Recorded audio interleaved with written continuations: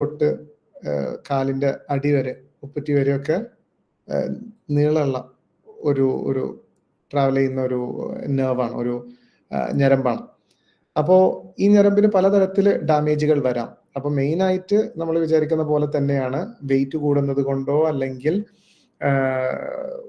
Accident സംഭവിച്ചത് കൊണ്ടോ വീണത് കൊണ്ടോ ഒക്കെ എന്തുണ്ടാവാം, ഈ ഒരു നമ്മുടെ ബാക്കിലുള്ള എല്ലുകൾ തമ്മിൽ കംപ്രസ് ചെയ്യുന്ന സമയത്ത് ഈ ഒരു ഞരമ്പിന് ഡാമേജ് വരികയും അത് കാരണം കൊണ്ട് ഈ വേദന ഉണ്ടാവാം.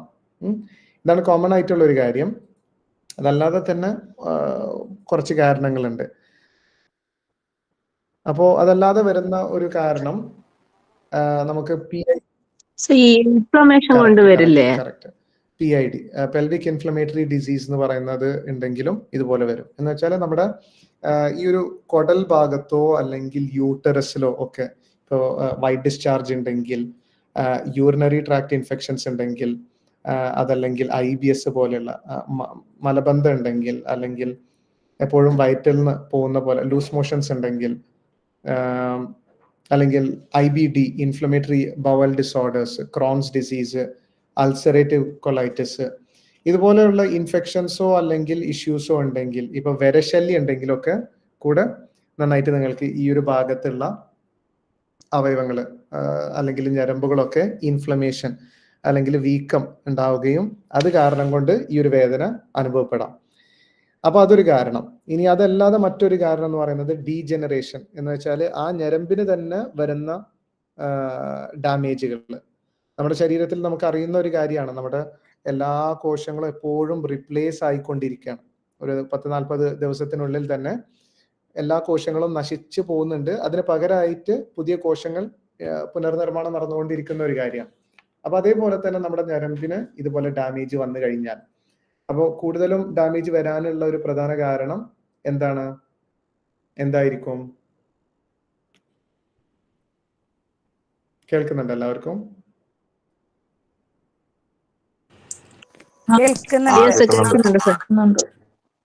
പറഞ്ഞോളൂ. അപ്പോ നമ്മുടെ ഞരമ്പിന് ഒരു ഡാമേജ് വരാനുള്ള കാരണം എന്തായിരിക്കും? മസിൽസ് വന്നിട്ട് ഞരമ്പിനെ കംപ്രസ് ചെയ്യുന്നോണ്ടായിരിക്കോ? അതല്ല. ഡീജനറേഷൻ എന്ന് പറയുന്നത് അങ്ങനെയല്ല. ഇപ്പൊ ഞാനൊരു എക്സാമ്പിൾ പറയുകയാണെങ്കിൽ, ഒരു രോഗം വന്നു കഴിഞ്ഞാൽ നമുക്ക് ആ ഒരു രോഗത്തിൽ പ്രധാനപ്പെട്ട് കാണാൻ പറ്റുന്നതാണ്, കയ്യിലോ കാലിലോ തരിപ്പ് ഉണ്ടാവും. നെർവിന് ഡാമേജ് വന്നിട്ട്, ഞരമ്പുകൾക്ക് ഡാമേജ് വന്നിട്ട് കയ്യിലും കാലിലും ഒക്കെ തരിപ്പ് ഉണ്ടാവും. അതേത് രോഗമാണ്? ഏതാണ് രോഗം? രക്തോട്ടം കുറയുമ്പോ വരുന്നതല്ലേ അത്? അതല്ലാതെ ന്യൂറോപ്പതി എന്ന് പറയും. Something neuropathy, diabetic neuropathy. കേട്ടിട്ടില്ലേ? ഇല്ല സർ. ഇല്ല, കേട്ടിട്ടില്ല. ഓക്കെ. അപ്പൊ നമുക്ക് ഷുഗർ രോഗം വന്നു കഴിഞ്ഞാൽ, നമ്മുടെ ശരീരത്തിൽ ഷുഗർ അധികമായി കഴിഞ്ഞാൽ എന്ത് സംഭവിക്കും? ഇതുപോലെ ദ്രവിപ്പിച്ച് കളയും. നമ്മുടെ ശരീരത്തിൽ പലതിനെയും ദ്രവിപ്പിച്ച് കളയും. നമ്മുടെ കണ്ണിന്റെ കൂടുതലായും നമുക്ക് അനുഭവപ്പെടുന്നത് ശരീരത്തില് വളരെ സോഫ്റ്റ് ആയിട്ടുള്ള അല്ലെങ്കിൽ ടെൻഡർ ആയിട്ടുള്ള അല്ലെങ്കിൽ മൃദുലായിട്ടുള്ള വളരെ വീക്ക് ആയിട്ടുള്ള ചെറിയ ചെറിയ അവയവങ്ങൾക്കാണ് കൂടുതലും ഇതുപോലെയുള്ള ഇഷ്യൂസ് കാണാം. എന്ന് വെച്ചാൽ നമ്മുടെ കണ്ണിന്, അല്ലെങ്കിൽ കിഡ്നിക്ക്, അല്ലെങ്കിൽ നമ്മുടെ ഏറ്റവും കയ്യിന്റെ ഒക്കെ ഏറ്റവും അറ്റത്തുള്ള ഞരമ്പുകൾ, അത് വളരെ നേരിയ ഞരമ്പുകളായിരിക്കും.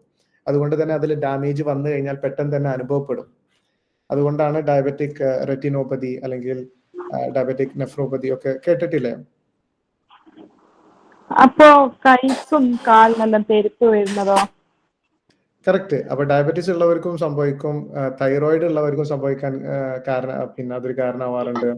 എനിക്ക് തൈറോയിഡ് ഉണ്ട്. അതുകൊണ്ടാ നമ്മള് ഒരു ഇരുത്തം ശരിയായിട്ടില്ലെങ്കിൽ, നമ്മളിപ്പോഴ് ചേർന്നൽ ഇരിക്കുമ്പോൾ ഇരുത്തം നമ്മൾ സൗകര്യത്തിന് ഇരിക്കാനായിട്ടില്ലെങ്കിൽ എണീക്കുമ്പം കാല് ഭയങ്കര തെരിപ്പായിരിക്കും. അതുകൊണ്ടാവാം. അതുകൂടെ തന്നെ നിങ്ങൾക്ക് ദഹനക്കുറവുണ്ടെങ്കിലും, വിറ്റമിൻ ബി കോംപ്ലക്സ് കുറവാണെങ്കിലും ഒക്കെ തന്നെ ഇതുപോലെ എങ്ങനെയാണ്? അല്ല, അതുപോലെ നമ്മൾ ഫോൺ യൂസ് ചെയ്യൂലേ, ഫോണ് പിടിക്കുന്ന കുറച്ച് സമയം ഫോണ് നമ്മളോട് അധികം പിടിച്ചേക്കുണ്ടെങ്കിൽ ആ ഫോൺ അങ്ങ് അവിടെ വെച്ച് താഴെ വെച്ചാല് കൈ ഉണ്ടാവും തെരിക്കുന്നു. കറക്റ്റ്. തൈറോയിഡ് ഉള്ളവർക്ക് അതുപോലെ അനുഭവപ്പെടുന്നത് കാണാം. പിന്നെ നമുക്ക് ഡയബറ്റിസ് ഉള്ളവർക്ക് അതേപോലെ നമ്മള് എപ്പോഴും കൈയൊക്കെ ഉയർത്തി വെച്ചിട്ട് എന്തെങ്കിലും തുണികളൊക്കെ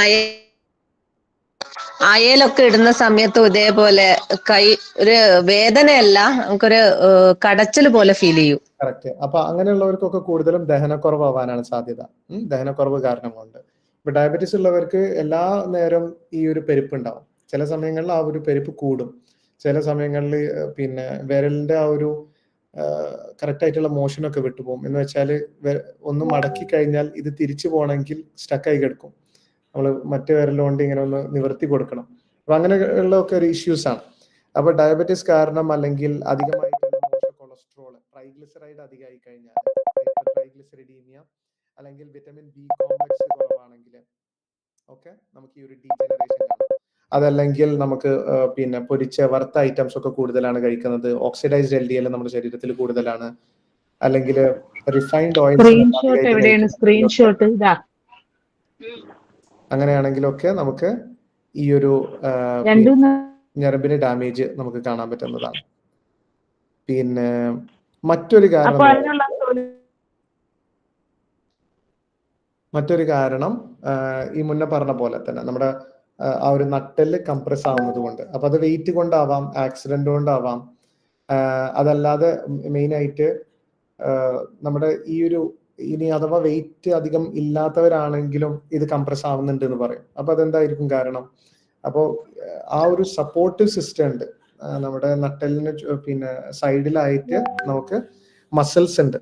അപ്പൊ ആ മസിൽസ് വീക്ക് ആണെങ്കിലും ഈ ഒരു സപ്പോർട്ട് കൊടുക്കുന്നുണ്ടാവില്ല. അപ്പോൾ അതിനുള്ള പ്രത്യേക എക്സസൈസും ഒക്കെ നമ്മൾ പഠിപ്പിച്ചു തരുന്നുണ്ടാവും. മറ്റൊരു കാരണം മുന്നൊരു മാഡം പറഞ്ഞ പോലെ നമ്മുടെ ഭാഗത്തുള്ള ഒരു മസിലാണ്, പിരിഫോർമിസ് എന്ന് പറയുന്ന ഒരു മസിലുണ്ട് ഇവിടെ. അപ്പൊ ആ മസിലിന്റെ ഉള്ളിലൂടെയാണ്, മസിൽ ഇങ്ങനെ കിടക്കുന്ന സമയത്ത് അതിനുള്ളിലൂടെയാണ് സഞ്ചരിക്കുന്നത് ഈ ഒരു ഞരമ്പ് സഞ്ചരിക്കുന്നത്. അതുകൊണ്ട് തന്നെ നിങ്ങൾക്ക് മഗ്നീഷ്യം കുറവാണ്, അല്ലെങ്കിൽ മറ്റേതെങ്കിലും കാരണം കൊണ്ട് മസിൽ ടൈറ്റ് ആയി പോയിട്ടുണ്ടെങ്കിൽ, മസിൽ കോച്ചുപിടുത്തുണ്ടെങ്കിൽ അപ്പോഴും നിങ്ങൾക്ക് ഇതുണ്ടാവാം, ഈ ഒരു സയാറ്റിക് പെയിൻ നിങ്ങൾക്ക് ഉണ്ടാവാം.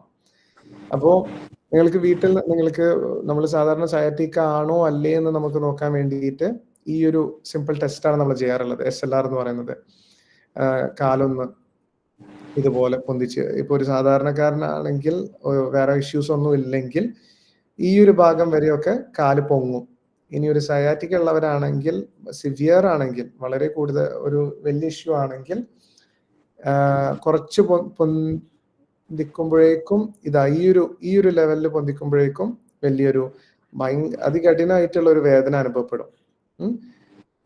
സെൽഫായിട്ട് ചെയ്യുന്ന ടെസ്റ്റുകളും ഉണ്ട്, പക്ഷെ കൂടുതലും ഈസി ഇതുപോലെ കിടന്ന് മറ്റൊരാളുടെ സഹായത്തോടുകൂടെ ചെയ്യുന്ന ടെസ്റ്റുകൾ തന്നെയാണ്, സ്ട്രേറ്റ് ലെഗ് റേസിംഗ് ടെസ്റ്റ് എന്ന് പറഞ്ഞിട്ട്. അപ്പൊ ഇതുപോലെ ഒന്ന് ചെയ്തു. ഇതേ സംഭവം തന്നെയാണോ നമ്മളെ നെക്കും അതേപോലെ ഷോൾഡറും ഉള്ള സ്ഥലത്ത് വരുന്ന ഞരമ്പിന് വേദന വരുമ്പോ? നമ്മുടെ നട്ടെല്ലിന്റെ ആ ഒരു ഭാഗത്തിലൂടെയാണ് എല്ലാ ഞരമ്പുകളുടെയും ഉത്ഭവം. അപ്പൊ നിങ്ങൾക്ക് കയ്യിൽ തരിപ്പുണ്ട്, പലപ്പോഴും ഒരു സൈഡിൽ കയ്യിൽ തരിപ്പുണ്ടെങ്കിൽ അതിന്റെ ഒരു കാരണം എപ്പോഴും സെർവിക്കൽ സ്പോണ്ടിലോസിസ് ആവാം. ഇവിടെയുള്ള ഒരു തേയ്മാനമോ അല്ലെങ്കിൽ അവിടെയുള്ള കംപ്രഷനോ ഒക്കെ ആയിരിക്കാം. കറക്റ്റ് ആണ്. ഇതുപോലെ തരിപ്പുകൾ ഉണ്ടെങ്കിൽ ആ ഒരു കറസ്പോണ്ടിങ് വെർട്ടിബ്ര അല്ലെങ്കിൽ ആ ഒരു ഭാഗത്തുള്ള എല്ല് നോക്കിയാൽ മതി, അവിടെ എന്തെങ്കിലും ഇഷ്യൂസ് ഉണ്ടോ എന്നുള്ളത് സ്കാൻ എടുത്ത് നോക്കിയാൽ മതി. അപ്പോൾ എനിക്ക് ഒരു ഇഷ്യൂ ഉണ്ടായിരുന്നു, ഭയങ്കര നെക്ക് പെയിൻ ആയിരുന്നു. അപ്പൊ ഞാൻ ഡോക്ടറെ കാണിച്ചപ്പോ പറഞ്ഞു ഇങ്ങനെ മസില് ടൈറ്റ് ആവുന്ന കൊണ്ടാണ്, ആ ഒരു ഞരമ്പിന് ഡിസ്റ്റർബൻസ് ആയതുകൊണ്ടാണ് ഇങ്ങനെ പെയിന് വരുന്നതെന്ന്. അപ്പോ ഈ പറഞ്ഞ പോലെ മസിൽസ് ടൈറ്റ് ആവാനുള്ള ഏറ്റവും ഒരു മെയിൻ ഇഷ്യൂ നമുക്ക് മഗ്നീഷ്യം കുറവാണെങ്കിലും അതേപോലെ പൊട്ടാഷ്യം കുറവാണെങ്കിലും ഈ രണ്ട് കാര്യങ്ങൾ സംഭവിക്കും.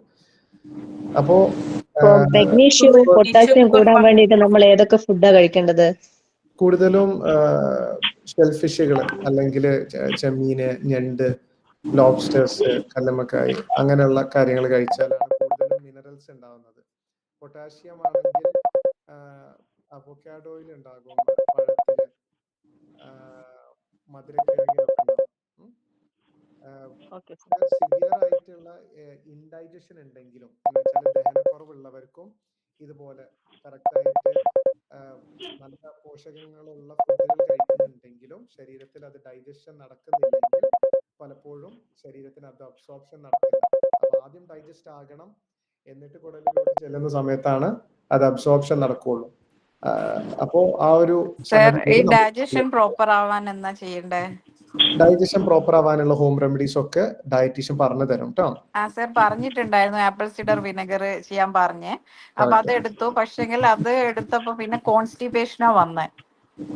അത് പിന്നെ എടുത്തത് കൊണ്ടാവില്ല, നിങ്ങൾക്ക് പെട്ടെന്നൊരു റിയാക്ഷൻ ആയതായിരിക്കും. പക്ഷെ നിങ്ങൾ അത് ലോങ് ടേം എടുക്കുക, അത് എന്തായാലും സഹായിക്കും കേട്ടോ. അത് 3 ദിവസം എടുത്തുള്ളൂ. അപ്പോഴത്തേക്ക് കോൺസ്റ്റിപ്പേഷൻ ആയപ്പോ പിന്നെ അത് നിർത്തി. അല്ലാതെ നോർമലി പോകുന്നതാണ്. അപ്പൊ അത് എടുത്തതിന് ശേഷമാണ് ഈ ഒരു ഇഷ്യൂ വന്നത്. എന്തായാലും അത് കണ്ടിന്യൂ ചെയ്തു. അതുകൊണ്ട് എന്തെങ്കിലും ബുദ്ധിമുട്ടുണ്ടോ? ഈ ഒരു ആപ്പിൾ സിഡർ വിനെഗർ നമ്മൾ യൂസ് ചെയ്യുന്നതിനെ കൊണ്ട് ശരീരത്തിന് വേറെ എന്തെങ്കിലും സൈഡ് എഫക്ട്? ഒരു ബുദ്ധിമുട്ടാണ്. ആസിഡ് കൂടുതൽ ഉൽപാദനം ഉള്ളവർക്ക് അതൊരു ബുദ്ധിമുട്ടാണ്. അത് നമുക്ക് അസിഡിക് പ്രോബ്ലം ഉള്ളവർക്ക് ബുദ്ധിമുട്ടല്ലേ ഇങ്ങനെ പിന്നെയും അസിഡിക് തന്നെ നമ്മൾ ഉപയോഗിക്കുമ്പോഴത്തേക്ക്? അതാണ് പറയുന്നത്. അസിഡിക് എന്ന് പറയുന്നത് 2 തരത്തിലാണ്. ഒന്ന് ആസിഡ് കൂടിയതും പ്രശ്നമാണ്, ഒന്ന് ആസിഡ് കുറഞ്ഞതും പ്രശ്നമാണ്. അപ്പൊ ആസിഡ് കൂടിയ നിലയിലുള്ളവർക്കാണ് ഇതൊരു ഇഷ്യൂ. കുറഞ്ഞവർക്ക് ഇത് നല്ലൊരു പരിഹാരമാണ് കേട്ടോ. അതെങ്ങനെയാ നമുക്ക് മനസ്സിലാവുക അത് കൂടിയതാണോ അത് കുറഞ്ഞതാണോ എന്നുള്ളത്? അതിനാണ് നമ്മൾ സിമ്പിൾ ആയിട്ട് നമ്മൾ വീട്ടിൽ നിന്ന് ചെയ്യുന്ന ഒരു ടെസ്റ്റ് ആണ്, ബേക്കിംഗ് സോഡ ടെസ്റ്റ്. അത് ഡയറ്റീഷ്യനോട് ചോദിച്ചു കഴിഞ്ഞാൽ അവർ കറക്റ്റ് ആയിട്ട് എക്സ്പ്ലെയിൻ ചെയ്ത് തരും കേട്ടോ. എങ്ങനെയാണ്? അതാണ് എന്ത് തരത്തിലുള്ള ഗ്യാസ്ട്രിക് ഇഷ്യൂ ആണെന്ന് നോക്കിയിട്ട് വേണം കഴിക്കാൻ. കാരണം ആസിഡ് കൂടുതലുള്ളവരാണെങ്കിൽ അത് കഴിച്ചു കഴിഞ്ഞാൽ ഭയങ്കരമായിട്ടുള്ള നെഞ്ചരിച്ചലോ അല്ലെങ്കിൽ നീറ്റങ്ങളോ ഉണ്ടാവാനുള്ള ചാൻസ് ഉണ്ട്. അപ്പൊ അത് നോക്കിയിട്ട് വേണം ഡയറ്റീഷ്യനോട് ചോദിക്കുക, കറക്റ്റ് ആയിട്ട് ഗൈഡ് ചെയ്യാം. ചെയ്തപ്പോഴാണ് ഗ്യാസ്ട്രൈറ്റിസ് അതിന്റെ ബുദ്ധിമുട്ട് കണ്ടത്. എൻഡോസ്കോപ്പി ചെയ്തപ്പോൾ ഉള്ളിലൊരു മുറിവുണ്ട് എന്നാണ് പറഞ്ഞത്. അപ്പൊ ഉപയോഗിക്കുമ്പോ ബുദ്ധിമുട്ടുണ്ടാവോ? അത് നമ്മൾ നോക്കണം. ഡയറ്റീഷ്യനോട് ചോദിച്ചിട്ട് അതിന്റെ പിന്നെ കറക്റ്റ് ആയിട്ടുള്ള കാര്യങ്ങൾ ചെയ്തതിന് ശേഷം നമുക്ക് നോക്കാം കേട്ടോ. അപ്പൊ ഡോക്ടർ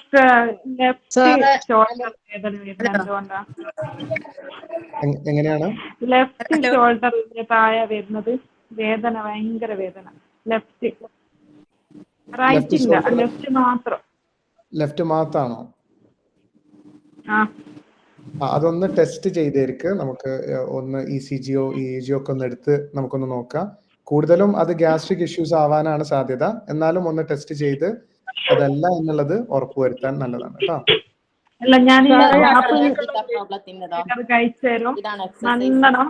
എനിക്ക് ഈ അസിഡിറ്റി പ്രശ്നങ്ങൾ ഉണ്ടേനു, അതെല്ലാം നല്ല ഓക്കെ ആയിട്ട്. ഈ ഗ്യാസിന്റെ പ്രശ്നേ ഇപ്പൊ പ്രശ്നം നല്ലോണം മാറി. നല്ല കാര്യം, നല്ല കാര്യം. അപ്പൊ അത് കണ്ടിന്യൂ ചെയ്യാം. അലർജിന്റെ ഗുളിക കുടിച്ചാലേ വെയിറ്റ് കുറയില്ലേ? വെയിറ്റ് കുറയും. ഞാന് ഒരാഴ്ചയായി കൂടിയിട്ട് ചേർന്നിട്ട് പിന്നെ 2 ദിവസം 3 ദിവസം കൊണ്ട് ഒരു 1.5 കിലോ കുറഞ്ഞേന്. ഇപ്പൊ അലർജിന്റെ ഗുളിക കുടിക്കണ കാരണം കൊണ്ട് ആ വെയിറ്റ് അതിക്കനെ വന്നിക്കാണ്.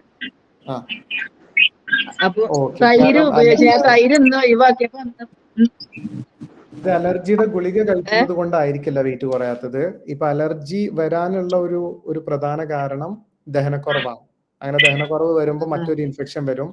ആ ഇൻഫെക്ഷനിൽ നിന്നാണ് ശരീരം ഈ IgE ഉണ്ടാക്കുന്നതും ഈ അലർജി ഉണ്ടാക്കുന്നതും ഒക്കെ.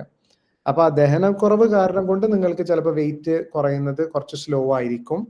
പക്ഷെ അതിന്റെ മരുന്ന് കഴിക്കുന്നതുകൊണ്ടല്ല. അത് പേടിക്കണ്ട മാഡം, കറക്റ്റ് ആയിട്ട് ഈ ഡയറ്റ് തന്നെ ഫോളോ ചെയ്താൽ മതി കേട്ടോ. ഹലോ,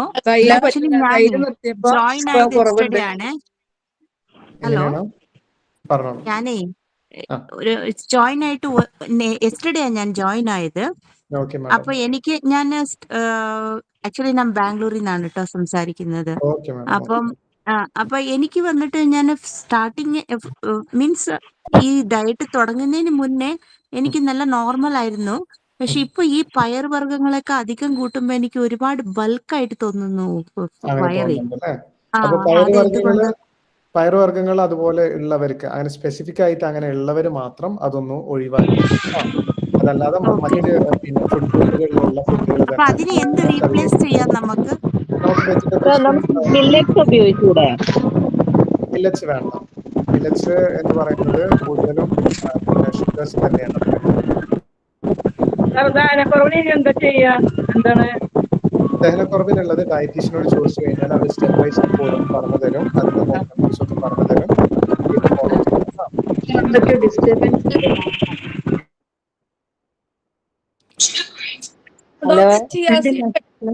ഹലോ സർ, എന്റെ ലെഫ്റ്റ് ഹാൻഡ് ഉണ്ടല്ലോ, അപ്പൊ ഇങ്ങനെ പൊക്കാൻ പറ്റില്ല. ഇത് പൊക്കുമ്പോ ഭയങ്കര ഇടക്കിടക്ക് അങ്ങനെ വരും.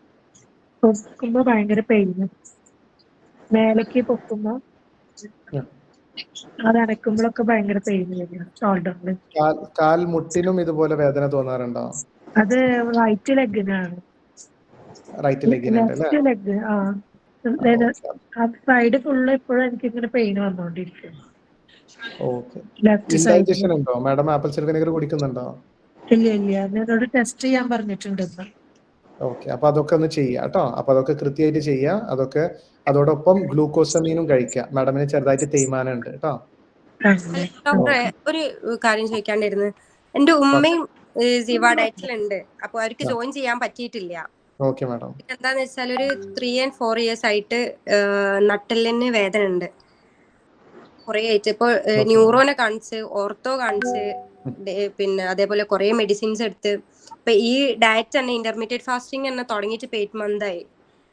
ആദ്യത്തിൽ കാണിക്കുമ്പോ ഡോക്ടേഴ്സ് ഒക്കെ പറഞ്ഞു വെയിറ്റ് കുറക്കാൻ വേണ്ടിട്ട്. അല്ല, ഉമ്മ ചോദിക്കും വെയിറ്റ് ഉണ്ടായിട്ടാണോന്ന്. പക്ഷെ നമ്മള് 8 കുട്ടികൾ ഉള്ളതുകൊണ്ട് ആ ഒരു രീതി കുട്ടികൾ കിടന്ന വയറും കൂടി ആയതുകൊണ്ടുള്ള തടിയും കൂടെ ഉണ്ട്. അപ്പം ഈ വേദന എത്ര ഡോക്ടേഴ്സിനെ കൺസൾട്ട് ചെയ്തിട്ടും ഈ വേദന അങ്ങോട്ട് മാറില്ല. ഇപ്പൊ തരിപ്പും തുടങ്ങിയിരിക്കുന്നു. തരിപ്പിന്റെ ഗുളികയും കുടിക്കുന്ന, ഗുളിക സ്റ്റോപ്പ് ചെയ്ത് കഴിഞ്ഞാൽ പിന്നെയും തരിപ്പ് തരും. അത് ഷുഗർ, കൊളസ്ട്രോൾ, തൈറോയിഡ്, പ്രഷർ അങ്ങനത്തെ ഒരു അസുഖവും ഇല്ല. പിന്നെ ഫാസ്റ്റ് ഫുഡ് കഴിക്കൂല, ഷുഗർ തൊടൂല, അങ്ങനത്തെ ജ്യൂസ് അങ്ങനത്തെ സംഭവങ്ങളൊന്നും കഴിക്കില്ല. നമ്മളെ സാധാ ഫുഡ്, വീട്ടിലുണ്ടാക്കുന്ന ഫുഡ് മാത്രമേ കഴിക്കുള്ളൂ. ഓക്കെ മാഡം, എന്തായാലും നാളെ എന്നെ ഒന്ന് കണക്ട് ചെയ്യാൻ പറയൂട്ടോ. Okay madam. ഹലോ ഡോക്ടറെ, വരുന്നുണ്ടല്ലോണോ? ഈ തൈരൊക്കെ കൂട്ടിയ എന്തെങ്കിലും പ്രശ്നമുണ്ടോ? ഇല്ല, അത് നോർമലി പ്രശ്നമല്ല. വളരെ റെയർ ആയിട്ട് ആർക്കെങ്കിലും അത് അലർജി ഉണ്ടാവും, അത്രേ ഉള്ളൂ.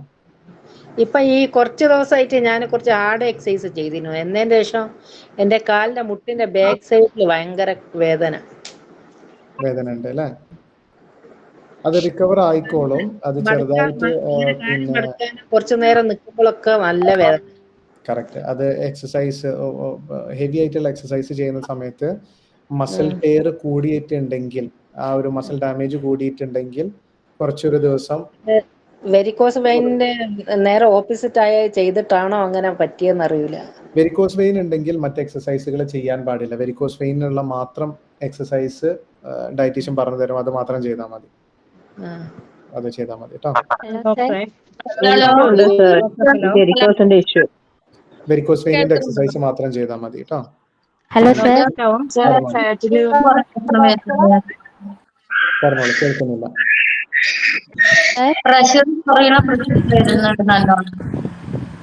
പ്രഷർ കുറയുന്നുണ്ട് എന്നാണോ പറഞ്ഞത്?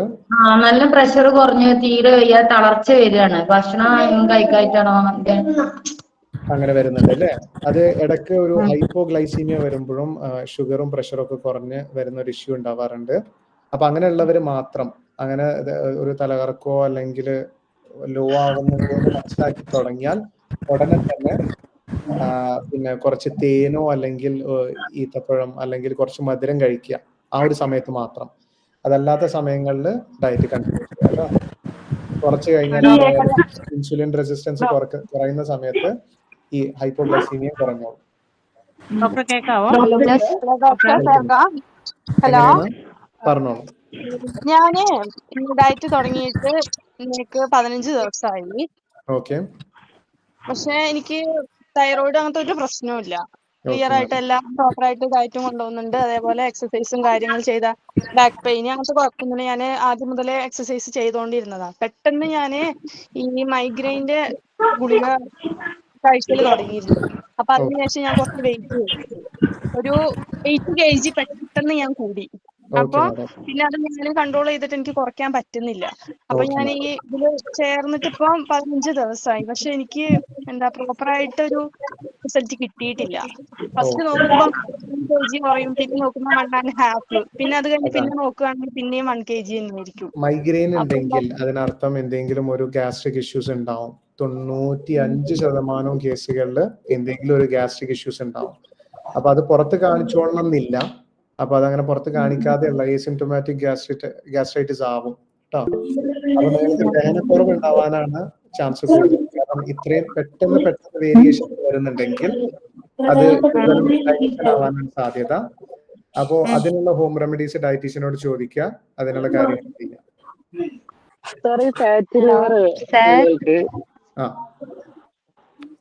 ഫാറ്റി ലിവർ ഉള്ളവർക്ക് പിമ്പിൾസ് അധികമായിട്ട് കാണിക്കും, അങ്ങനെയുണ്ടോ ഫേസിൽ? അത് ഓരോരുത്തർക്കും ഓരോ രീതിയിലാണ് സിംറ്റംസ് കാണിക്കുക. ചിലവർക്ക് തീരെ സിംറ്റംസ് കാണിക്കില്ല. സ്കാൻ ചെയ്ത സമയത്ത് ഗ്രേഡ് 1 എന്നാണ് കാണിച്ചത്. ഓക്കെ. അപ്പൊ ഇങ്ങനെ ശ്രദ്ധിച്ചത് പിമ്പിൾസ് പിന്നെ പിന്നെ വന്നുകൊണ്ടേ ഇരിക്കുക. സ്കിൻ ഡോക്ടറെ കാണിച്ചപ്പോഴാണ് സ്കാൻ ചെയ്ത് നോക്കിയത്. വല്ല സിസ്റ്റ് ഓവറിയിലുണ്ടോന്ന് ചെക്ക് ചെയ്യാൻ വേണ്ടിയിട്ടാണ് സ്കാൻ ചെയ്തത്. അപ്പോഴാണ് ഈ ഫാറ്റി ലിവർ ഉള്ളത്, ഗ്രേഡ് 1 ആണെന്നുള്ളത് കാണുന്നത്. ഫാറ്റി ലിവർ ഉള്ളപ്പോ നമ്മുടെ പിത്തം കട്ടിയാവാനും നല്ല ചാൻസ് കൂടുതലാണ്. സജ്ജി ബൈല് എന്ന് വെച്ചാല് പിത്ത കല്ലുകൾ വരുന്നതിന് മുന്നേ ഉള്ള ഒരു സ്റ്റേജ് ആണ്. പിത്തം കട്ടിയാവും, അതിന്റെ കോൺസെൻട്രേഷന് മാറിയിട്ട്. ആ സമയം വരുമ്പോഴും ഇതുപോലെ പിന്നെ പിമ്പിൾസ് വരാൻ സാധ്യത കൂടുതലാണ്. ആ ഒരു സമയത്ത് ഗ്യാസ്ട്രിക് ഉണ്ടാവാനും സാധ്യത കൂടുതലാണ്. അസിഡിറ്റി അല്ലെങ്കിൽ അങ്ങനെയൊക്കെ. വേറെ എന്തൊക്കെ ഫുഡ് ആഡ് ചെയ്യേണ്ടതുണ്ടോ ഈ പിമ്പിൾസ് വരുന്ന? അതാണ് ഇപ്പോഴത്തേക്ക് ഞാനതാണ് പറയുന്നത്. എപ്പോഴും നിങ്ങൾ ഈ ഉള്ള ഡയറ്റ് തന്നെ നിങ്ങൾ കറക്റ്റ് ആയിട്ട് കൊണ്ടുപോകുക. കാരണം ഈ ഡയറ്റിലൂടെ ഓൾമോസ്റ്റ് ഒരു 95% നിങ്ങളുടെ ശരീരത്തിലുള്ള ബുദ്ധിമുട്ടുകൾ മാറും. എന്നിട്ട് മാറുന്നില്ലെങ്കിൽ അതിനർത്ഥം അത്രയും നിങ്ങളുടെ ഏതെങ്കിലും ഒരു വിറ്റമിൻ ലോ ആയിരിക്കും, വിറ്റമിൻസ് അല്ലെങ്കിൽ മിനറൽസ് ലോ ആയിരിക്കും. അപ്പൊ ആ ഒരു സാഹചര്യത്തിൽ മാത്രം നിങ്ങൾ സപ്ലിമെന്റ്സ് എടുക്കുക. അങ്ങനെ hello sir. Hello sir. Sir, ഞാൻ ഇന്നലെയാണ് ജോയിൻ ചെയ്തത്. എനിക്ക് ഗ്യാസിന്റെ നല്ല പ്രോബ്ലം ഉണ്ട്. വയറിന് നല്ല സ്തംഭനം വന്നിട്ട് ഉണ്ട്. പിന്നെ ഞാൻ നോണൊന്നും കഴിക്കാറില്ല, വെജ് മാത്രമേ കഴിക്കാറുള്ളത്. അപ്പൊ ഇന്നലെ എനിക്ക് നന്നായിട്ട് ക്ഷീണം അനുഭവപ്പെട്ടിട്ടുണ്ടായിരുന്നു. അത് ഇൻഡൈജഷൻ ഉള്ളപ്പോൾ നന്നായിട്ട് ക്ഷീണം ഉണ്ടാവും. വിറ്റമിൻ ഡി കുറവാകുമ്പോഴും നന്നായിട്ട് ക്ഷീണം ഉണ്ടാവും. പിന്നെ നോൺ വെജ് കഴിക്കാത്തപ്പോഴും അതൊരു ഇഷ്യൂ തന്നെയാണ്. പറ്റുന്നിടത്തോളം അറ്റ്ലീസ്റ്റ് എഗ് എങ്കിലും കഴിക്കാം, കൂടുതൽ എഗ് കഴിക്കുക കേട്ടോ. അങ്ങനെ നോൺ കഴിക്കാറില്ലായിരുന്നു. തൈര് എടുക്കാൻ പറഞ്ഞിട്ടുണ്ടായിരുന്നു ഡയറ്റീഷ്യൻ. പിന്നെ ചീസ് എടുക്കാൻ പറഞ്ഞു അതിന് പകരമായി. പക്ഷെ എനിക്ക് വയറ് നല്ല സ്തംഭനം വരുന്നുണ്ട്. ഗ്യാസ്ട്രിക് ഇഷ്യൂസ് ഉള്ളത് കൊണ്ടാണ് കേട്ടോ. അതിന് എന്തെങ്കിലും വേറെ എന്തെങ്കിലും എടുക്കേണ്ടി വരുമോ? ഇപ്പോഴത്തേക്ക് ഒരു ഹോം റെമഡി എന്ന നിലക്ക് നിങ്ങൾ ഒരു പിന്നെ ഇളം ചൂടുള്ള ഒരു ഗ്ലാസ് വെള്ളത്തിലോ അല്ലെങ്കിൽ പാലിലോ 3 ടീസ്പൂൺ നെയ്യ് അല്ലെങ്കിൽ വെളിച്ചെണ്ണ ഒഴിച്ചിട്ട് കുടിച്ചു നോക്കിയാൽ മതി. എന്തായാലും അതിനൊരു മാറ്റം ഉണ്ടാവും.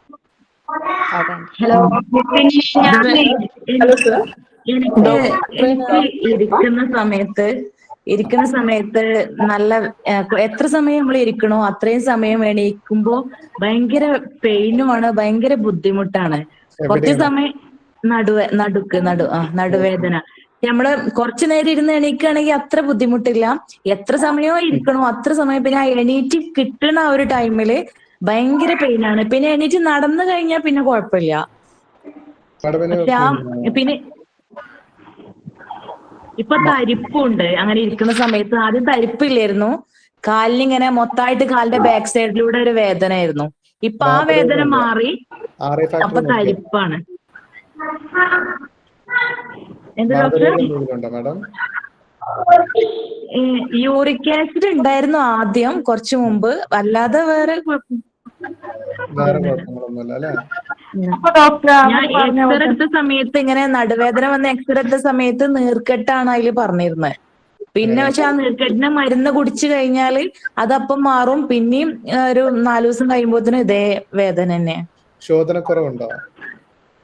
ഇല്ല. അപ്പൊ ഈ ഡയറ്റ് തുടങ്ങിയതിനു ശേഷം ഇപ്പൊ ഒരു 4-5 ദിവസമായിട്ടുണ്ട്. അതിന്റെ മുമ്പ് ഇല്ല. എന്ന് വെച്ചാല് കറക്റ്റ് ആയിട്ട് വയറ്റിൽ നിന്ന് പോയിരുന്നില്ല. അതെ പോയായിരുന്നു. ഇപ്പൊ നമ്മളിപ്പോ നമ്മൾ സയാറ്റിക്ക പെയിന് പറഞ്ഞല്ലോ. അപ്പൊ അതിന്റെ ഒരു ഭാഗം എന്താണ്? നമ്മള് ഇതുപോലെ IBSO അല്ലെങ്കിൽ ശോധനക്കുറവ് അല്ലെങ്കിൽ ലൂസ് മോഷൻസ് അധികമാണെങ്കിലും അവിടെ ഇൻഫ്ലമേഷൻസ് ഉണ്ടാക്കും. ഇൻഫ്ലമേഷൻസ് കാരണം വേദന ഉണ്ടാവും. അപ്പൊ സയാറ്റിക്ക എന്ന് പറയുന്ന പോലെ തന്നെ അപ്പൊ അത് ഓരോ ഭാഗത്തിൽ വരുന്നതാണ്. ചിലപ്പോ നടുവിന് മാത്രമായിട്ട് വേദന ആയിരിക്കാം, ചിലപ്പോ കാലിലോട്ടും ഇറങ്ങുന്ന വേദന ഉണ്ടാവാം. അപ്പൊ നിങ്ങൾക്ക് അതായിരിക്കും വേദന.